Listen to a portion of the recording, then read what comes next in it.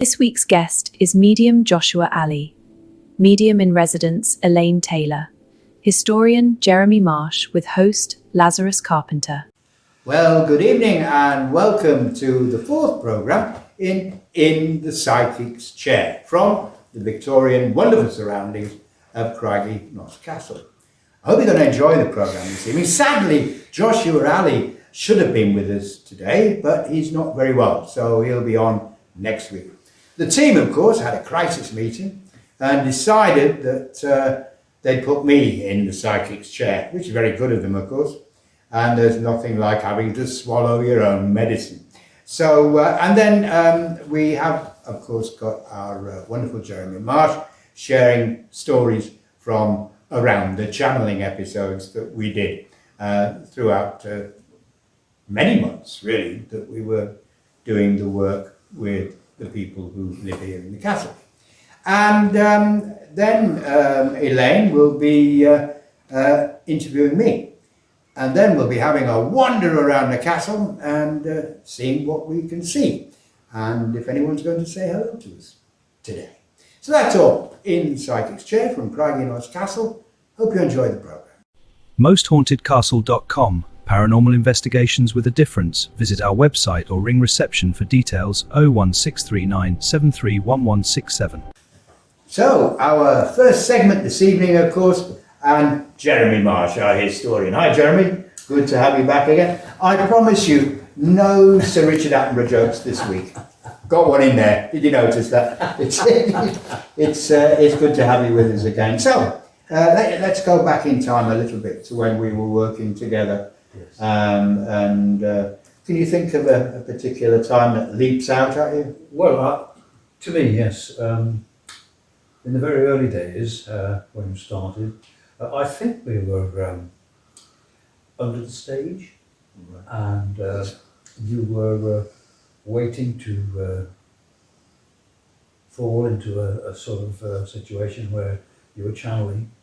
And I remember on one occasion, we couldn't get going at all. Even the computer stopped. Do you remember that? Yeah, I do. Which was quite happened a couple of times as well, yeah. Really? And we really couldn't account for it, could we? No. And then the next minute, everything worked again. Yeah. Yes. We did get kind of, certainly in the early days, we were stopped in our tracks here and there, weren't we? I mean, it's almost as if Spirit were saying, "Well, I'm not sure about you yet," you know? Yes. Wasn't it? It was always some sort of. I mean, so very well us having senses of trepidation about Spirit, but I think that Spirit often have trepidation about us as well, you know, especially if we're not approaching something in the right way. And I think that's what that was about. It was something to do with them checking that we were cool, if you like. I mean, a lot of people might disagree with that, but that's what my gut feeling tells me, and certainly I think what our experience was. Yes. Again, going back to the early days, I mean, the very early days, when we're talking about when the Powell family were here, and you connected with some of the people that were working here in that period. Do you remember? Some of the was it the stableman and things? Yeah. And he had an accident? Yeah, I remember the chap from the quarry. Yes. Who'd had an accident. Chap from the quarry. Yeah. But the staff that we spoke to during Powell's time weren't as happy as the ones we spoke to during Adelina's time. Oh, world of difference, wasn't it? You know, which obviously goes to prove how. I mean, Adelina was adored by her staff, and it was just wonderful to get that feedback. Do you think? I mean, knowing what we now know, do you think going back that the overbeat curse had anything to do with the captain's demise and his family? Yes, that's an interesting one, isn't it? Because it's, I mean, some would put it down to, folklore and all that sort of things, but it is well documented, isn't it? It is, yes. You know, it is. About the family, the black wolf and the white wolf, the family motto, and the fact that they were involved in slave trading and the occult in the West Indies and Jamaica and so on. So it's quite feasible. And the Overbeeks were a very ancient Dutch family as well, weren't they? Went They back to were about the indeed. 14th century or something. Yeah, going back centuries. Yeah, indeed. But I think, of course, during this period, they've become very wealthy, hasn't they? You know, and I sometimes wonder about that because obviously, if, of course, we're talking about the wife of the favourite cousin, aren't we? Yeah. That, I was just thinking we should put that into context for the viewers, because Powell Davies was left a lot of money, wasn't he, by his father when he died, and there was a bit of a dispute between he and his cousin related to that money, and not that his cousin was a greedy man, but that really the captain insulted him at every opportunity, didn't he? Really, that he couldn't, you know, and he was in India, wasn't he, at the time, working as a surgeon in the British Army. Yeah. So it's not as if he was a man who was sitting with his feet up like the captain often did. And of course, it was his wife, Wealthy, yeah. Overbeek, who was the one who put the curse on the Powells, because she didn't like the way that he was humiliating his cousin at every opportunity he got, did she? And everybody laughed about it, didn't they, and joked until things started going, sadly, very wrong. Walls Have Ears, 1843 to 1877, Volume 1. Why not tune in to Showboat Television Online, Roku or Amazon Fire and watch Whisperings of Craig E. Noss, produced by John Rolls and based on channeling and books by Lazarus Carpenter. A journey into the paranormal, only on Showboat Television. Book available from artist and makers Emporium SA9, 1GL, Amazon, and LazarusCarpenterAuthor.com. Volume 2 coming soon. We have a rare opportunity today to interview Lazarus Carpenter, who is obviously the founder of In the Psychic's Chair and has had an amazing journey with spirit. Well, thank you, Elaine. Yeah, I have. I must say, first of all, I mean, I knew, because of what you'd all been saying to me previously, that I would end up in the psychic's chair. Just didn't expect it to be quite as soon. So thanks for that, Joshua. We'll see you next week. Yeah, well, I suppose my journey started from when I was born, I think, to be honest with you. My mother was 15 when she had me, and we were from a very tiny hamlet in North Yorkshire, and my grandfather was not at all happy of prospects of his 15-year-old daughter having a baby, so off we went to a mother and baby unit in York, a bit like the Magdalen Laundries sort of kind of place, really. And I spent the first couple of months, nine weeks or so, with my mother, and then I was adopted. I have to say that you know, when I think back to those times, I think that there must have been a relationship between the son and the mum forming, you know. I mean, I remember writing some years later that I must have been familiar with the sound of her voice, and with the smell of her breath, and the touch of her skin, you know. And I think probably that's where the separation from human beings to spirit probably happened for me, because That must have had a great impact on you. it had a devastating impact on me when I mean, I didn't know a lot of these things until I was in my late 20s, really. I knew I was adopted only because my parents told me when I was 10 that I was adopted. Not a good time to tell somebody in pubescence, so, but nevertheless, one struggles on. But again, it created a separation for me in lots of ways.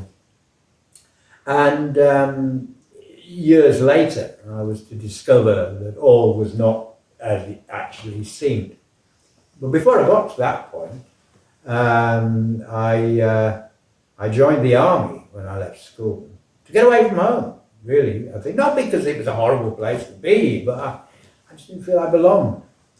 And it wasn't very long before I realised I didn't belong in the army either. Certainly the idea of killing people did not appeal to me. And so I came out of the army and became a professional disc jockey and worked the top rank for a couple of years, 2 or 3 years or so. So when did spirit enter your life? Pardon? When did spirit enter your life? When I was a child, when I was a little boy, I had invisible friends. When I was a little boy, I had whooping cough when I was about 4, I think. And I was confined to bed for God knows how many weeks. And my mum and dad would often say to me, "Who the hell are you talking to?" No, I was talking to my friends that I could see, but nobody else could. So really, from that point, and really, I mean, they didn't leave me until I was about, well, actually, they didn't leave me until the day that I was told I was adopted. And that moment on, it was nothing. It was really nothing. And I think I was of an age where I didn't really understand anyway, to be honest with you. So a little bereft, to say the least. But then I grew up and got a proper job and became a student psychiatric nurse. So and that gave me an incredible fascination for people, really, and their stories. Nothing like working in a large psychiatric hospital. And in the early 70s, there were still asylums, really, but really quite nice places, not as bad as people make them out to be. Is that where you explored your spiritualism? No, that didn't happen for a few years, really. I'd done psychiatric nursing and general nursing, and then decided that I wanted to be a therapist, like a psychotherapist. So I went to Cambridge, did lots of post-grad work, etc., etc. I had quite a few experiences along the way, which made me know that there was something going on, of course. But it was when I moved to Cumbria and took over running a tranquilizer withdrawal research project that things started to change. So I would have been very early 30s at that point. And I did a curative hypnotherapy course because I wanted to find alternatives for people other than drugs to deal with withdrawal symptoms. And whilst on that, I had to go through various things that we would put our patients through, one of which was past life regressions. And that's where it started. That's when it really started to kick in, because of experiences that I had during that time. And I developed an interest, a very active interest, in alternative medicines, particularly Reiki, vibrational healing, etc., etc. And that carried on really for quite some time, until I met a lady from Cardiff. So we're talking about 1987 now. And she took me to see your mother, as it happens, who is the only person who has ever given me a reading. And she said to me, when the snowdrop falls, you won't need to worry again because you'll be doing more than what I'm doing, she said. And I have, and she was right, and I've been at it for 40 years now. So yeah, when did it start getting very powerful? Is your next question, I guess. Yes. Sorry, you can't take the interviewer out of personal. Can you tell us a little bit about your guides? Yeah, sure. My first guide that I ever met is Radin, who's a Palladian. And he belongs to a family called Attila, refers to himself as the son of Attila. He's been around in my life as a permanent fixture since 1988. Yeah.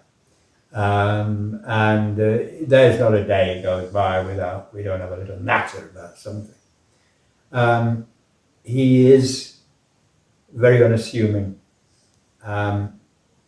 Very humorous, very tall, very white. And was he the gentleman that got you into trance mediumship? Well, in a kind of roundabout way, but no, he wasn't. I've been doing all sorts of things with writing, automatic writing, that, the other. And I was, some years later, I was working for the Alzheimer's Disease Society in Wales, and I was up in North Wales,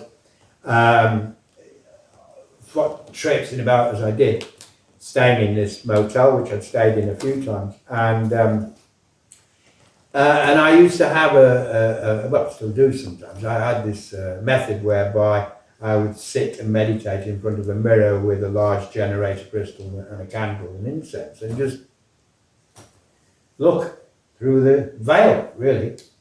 And one particular evening, this face appeared.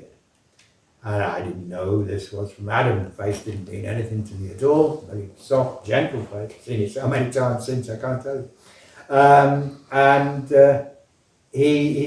I said, hello, as you do, you know, what else am I going to say? Hello, who are you? And he said, my name is Edgar Casey. I didn't know who Edgar Casey was at that time. And can you give us a backstory on Edgar Casey? Pardon? Could you give us a backstory on Edgar Well, Edgar Casey? Casey was known as the Sleeping Prophet. And he was born in the mid-1800s in a place called Hopkinsville in southern states of America. And he would go to sleep and he would give healings and whatever. He would give readings whilst he was asleep.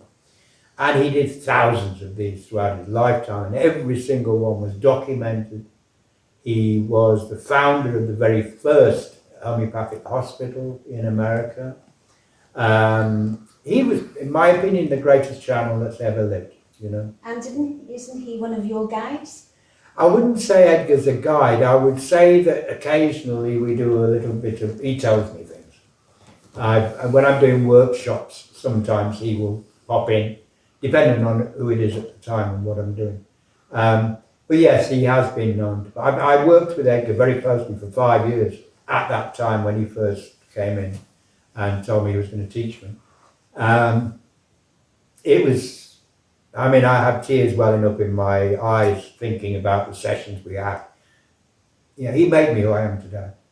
And Definitely. could you tell us one of the sessions that you had? With Edgar. Yes, please. Well, I can tell you what I remember, which is very little, because I, like with Jeremy, go to sleep. What was interesting at the time was that my then wife was the kind of question master. And sadly, Edgar's only instruction was that when I seemed to sleep, when my arms folded across my chest, he was here. Say hello. Sadly, she missed the cue several times, which was a source of irritation to him, because he was a very exact man. And then he would talk about whatever it was, and we used to have a small group of people would come round to the house every Wednesday. This was about 92, 93. And he would sit in court, really, and give treatises on the family, on love, on healing, and generally things that are healthy for us that we forget and that we take for granted. Yeah. Can we talk about some of your time in Spain and your spiritual journey there? That was a very interesting time. Yeah, I had one experience in Spain with spirit dog, which in Yiddish is called a dibuk. I didn't know that at this particular time, but I had a bar for a little while. Man of many talents, and a music bar, flamenco bar. I can hear and see the listeners in my mind's eye going, oh, here we go. And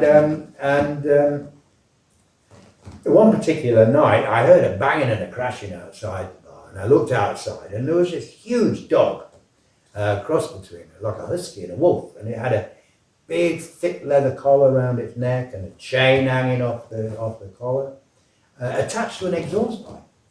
And he was in a terrible state, you know.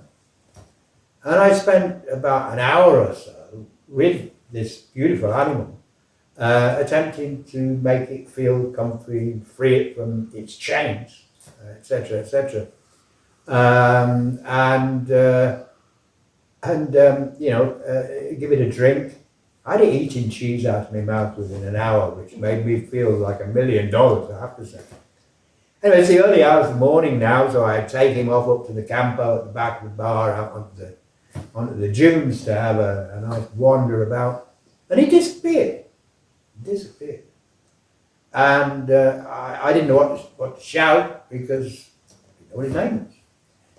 And whilst I'm in a millisecond really with this quandary, the name Dibble suddenly came to me mind. So I shouted Dibble, and he appeared bounding through the grass. And he came up to me, so I took him back to the bar with the intentions of taking him home. So I made up a bed for him behind the bar and everything else, but he wandered off. I didn't see him again, I didn't know where he'd gone. When I closed the bar in the morning, I was getting back into my Jeep and I looked in the mirror, there he was, sitting like he'd just come out of a poodle parlour.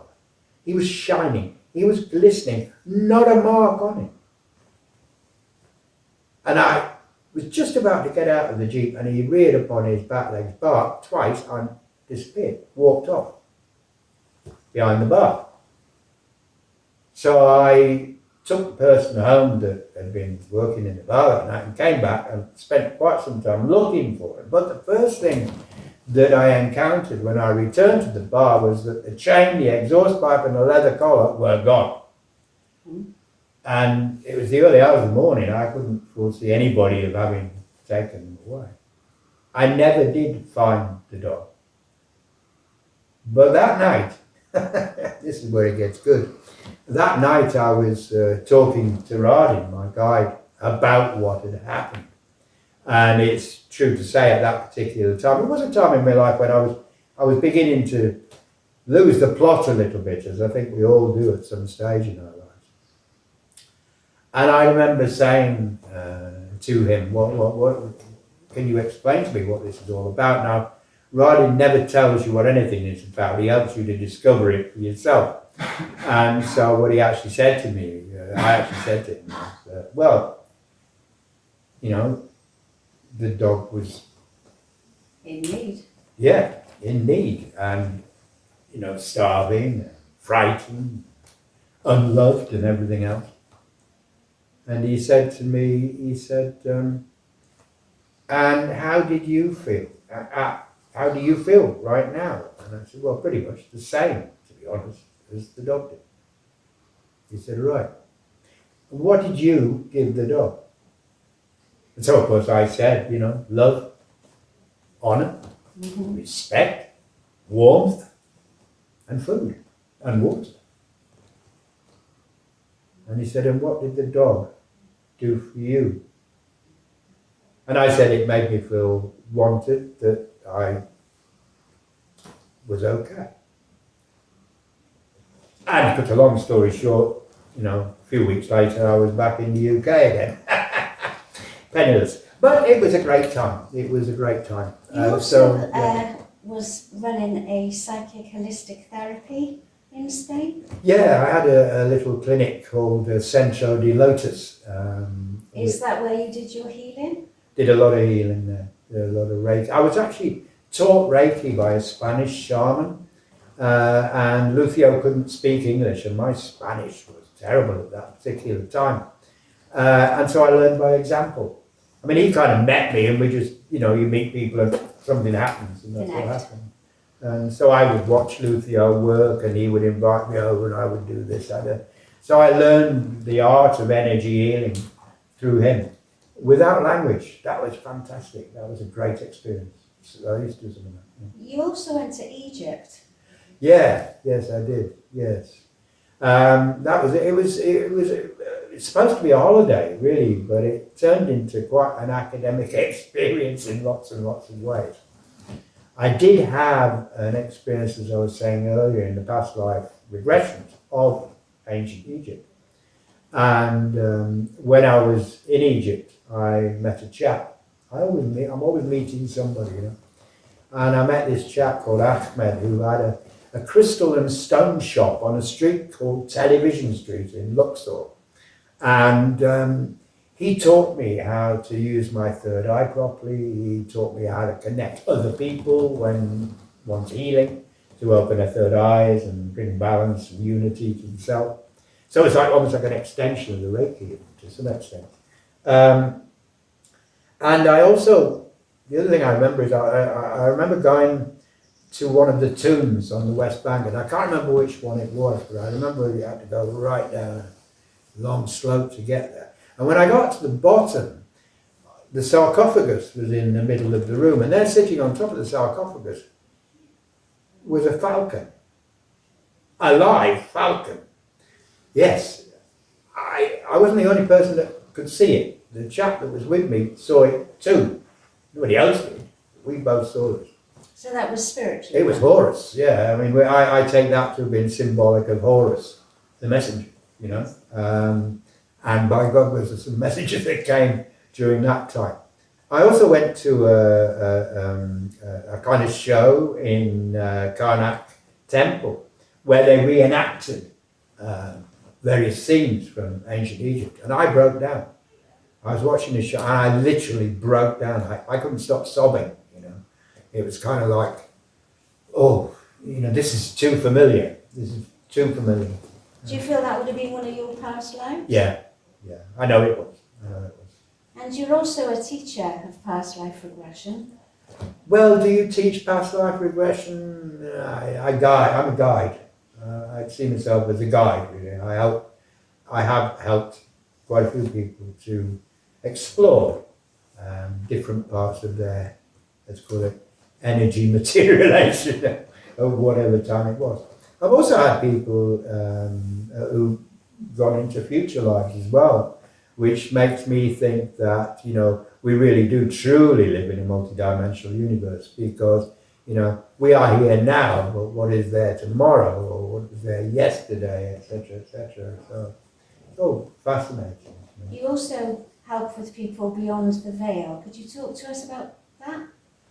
Yeah, I mean, the work that I do with some development groups is really to help them feel, I mean, most students I meet are nervous and anxious, but also full of ideals and quite often delusions as well, as to what is the voice of spirit and as to what is their own thoughts. And there is very clearly a difference. But sometimes people are so used to the sound of their own voices, you know, that they to accept something else is frightening to them quite often. But basically it's guided hypnosis, you know, into a space that people feel comfortable, and no two people have the same experience. And certainly in the groups that I work with, that comes across in spades.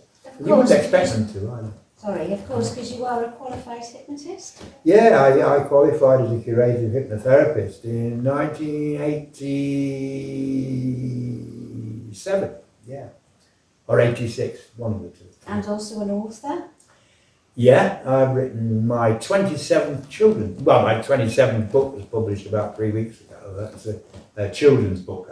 I write children's stories, adult stories, myths and legends, that sort of thing. But you have written some lovely books about Craigie North. Well, yeah, that's down to my wonderful friend Jeremy, of course, because the work that we both did together lent itself to being written up in some way. What I didn't want to do was to write it up in a boring academic way. You know, we channeled this spirit or that spirit, and they said this and they said that.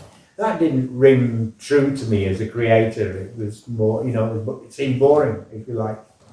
So we took the stories that we were given and made it fit into the history of the castle, and that's why the first book was born, which is called Walls Have Ears. And of course, Showboat Television have made that into a 12-episode series and called it The Whisperings of Craigie North, where John did some wonderful camera work, I have to say. So yeah, that's, and it's still got legs, this house, because we wouldn't be here now doing what we're doing today if that wasn't the case.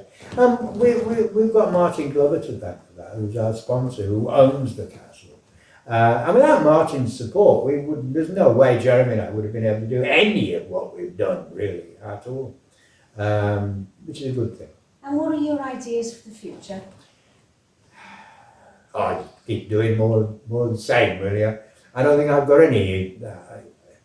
It's a bit difficult to ambitions. No, I think just to keep doing more of the same. I mean, I run a creative writing group. I have a radio program, book at bedtime.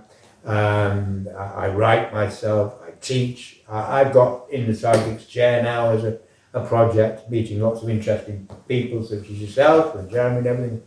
And sharing something with the world, I think that's worth sharing, and maybe something the world is about time they listen to. And I applaud people like Darryl Anker and Bashar, for the work that they've done all these years and the following that they've got. I think it's wonderful.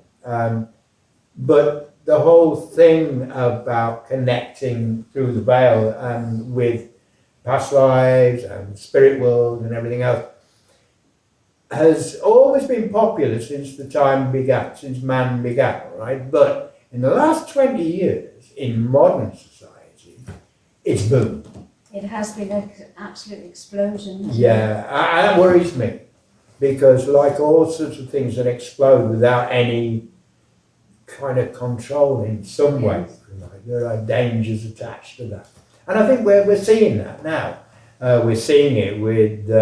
sadly, the amount of people are, around offering services to the public and doing this, that, and the other, but think they are, and are very plausible. So people get sucked into that. Now, maybe that's all part of the learning process. I think it probably is. But for me, personally speaking, I like clarity, I like vision, I like touch, I like to know. Evidential proof. I want evidential proof, yeah. I mean, it was lovely for Jeremy and I last week when Mark was our guest, and Mark picked up the young maid downstairs who we'd spoken to 2 years ago, and told him the same story as she's told us 2 years ago. There's no way Mark would ever have known that. So, that's evidence, and I think that's what I want to believe that we want to promote. You've been to psychic churches where people tell you this and tell you that, and you sat there scratching your head and wondering and people try to make things fit. Yes. Because they're so desperate for a message. They want it, and Yes. they're so desperate. And that speaks to the sadness and the loneliness and their grief and the depression that people have when their loved ones pass. So we owe it to that memory to be clear. We owe it to that memory to be honest, to be direct, and to present the person who is the query to God with evidence. Otherwise, get off the boat. Absolutely. Lazarus Carpenter, always a pleasure. Thank you. 9 ghost stories to fuel paranormal paranoia for insomniacs. A man unable to say no. A headless horse seeks revenge. An ancient castle lost in time. A medium guided by a haunted pen. The whispering windmill. An abandoned railway station. A girl and a raven. A secret passageway. And the very strange absent ball. Illustrated by Jill Brooks and written by Lazarus Carpenter. Available from Amazon, Lulu, Artist and Makers Emporium.uk and LazarusCarpenterAuthor.com.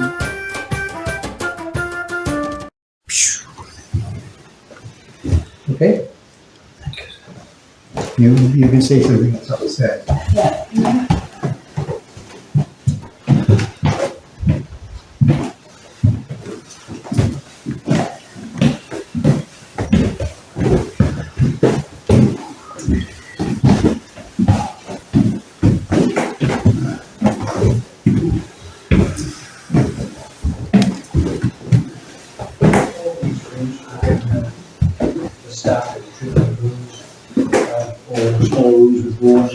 Because the bed lights on the wall, and this was one of the large wards here.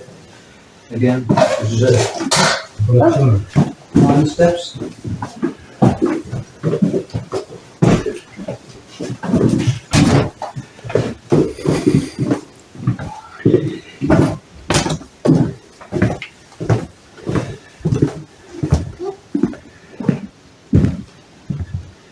To breathe.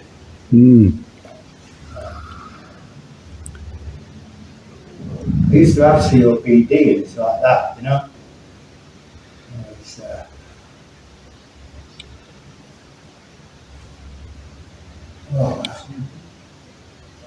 and the pressure on the top of my chest is phenomenal. That's really phenomenal. I'll walk out to it now.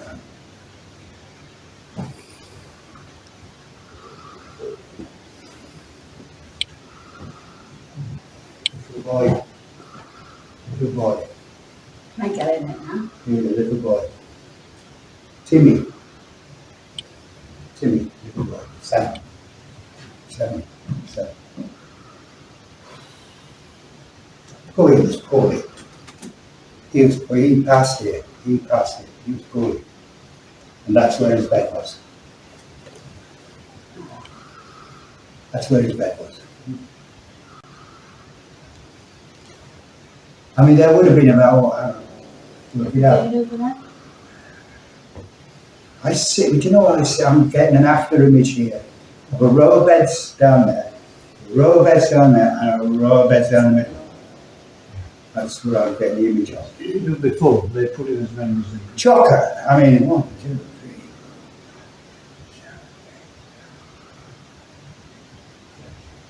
3. 26.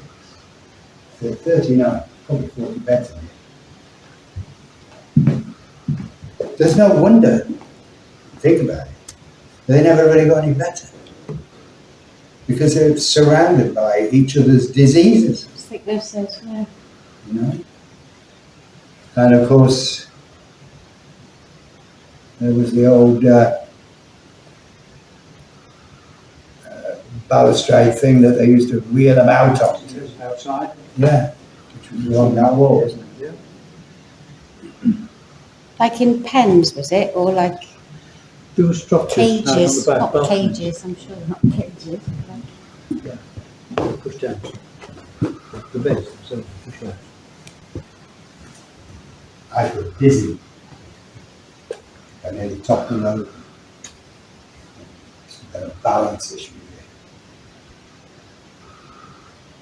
Now this is an elderly gentleman. And this is from when it was geriatric hospital. Oh, yeah. 83, I think, is what I'm receiving. And he's a very tall gentleman, and he stoops, but he's unsteady on his feet. So when he's walking, he's doing a lot of this. And I feel that he fell, and he smashed the side of his head when he fell. And I feel as if he never really recovered from it. And passed 2 or 3 weeks later.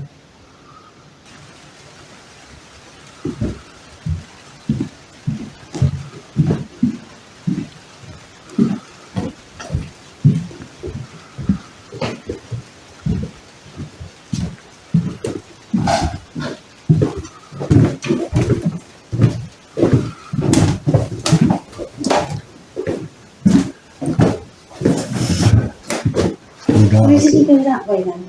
So was there a room there? Because he went that way.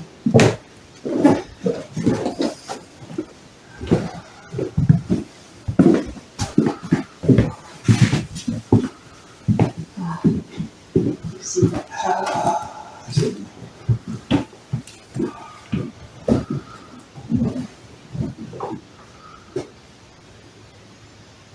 Thoughts on suffering.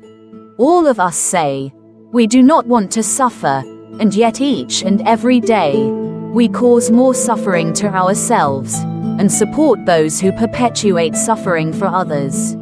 We say, We do not want to suffer. What do we mean by suffering? It is created, defined and experienced by so many souls on our planet, and controlled and manipulated by so few. A must for every bookshelf. This thought-provoking little book, inspired by Padre Pio, is written by Lazarus Carpenter and illustrated by Jill Brooks. Available from LazarusCarpenterAuthor.com. MostHauntedCastle.com. Paranormal investigations with a difference. Visit our website or ring reception for details. 01639 731167.